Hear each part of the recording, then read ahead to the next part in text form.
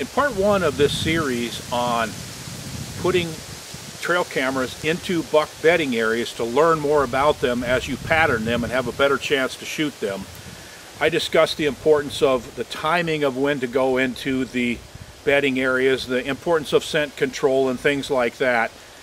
I'd like to take you to a whole new level in part number 2 here, where I'm going to discuss a couple of extreme measures for making this work without spooking the deer. The first one is using cell phone scouting cameras.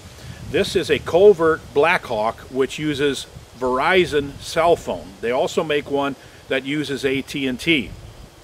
This allows you to sneak into a bedding area, install the camera, and then just get out of there.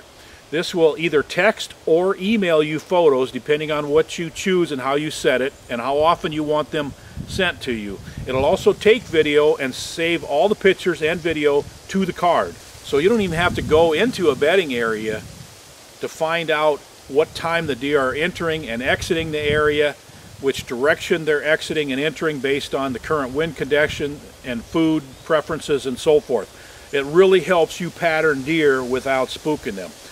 The second one is using an electric bike. I have a Quiet Cat bike that it's called a Fat Cat, and it is absolutely fantastic for covering a lot of ground and checking trail cameras while leaving a minimum of scent on the ground. You're covering the ground, you're not walking, you're not leaving ground scent, you're not leaving scent on the bushes and so forth around you.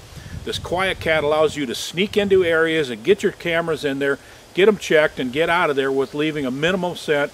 And the deer are not alarmed by a person riding these bikes. I've ridden by deer within 20 yards and they just watch me go by.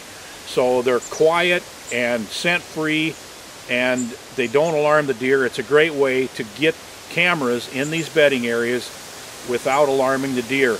The more you know about that deer, where he's bedding, what time he's coming and going, which directions he's going and coming based on the wind and weather conditions and where he's feeding and so forth, the better your odds are of shooting that deer.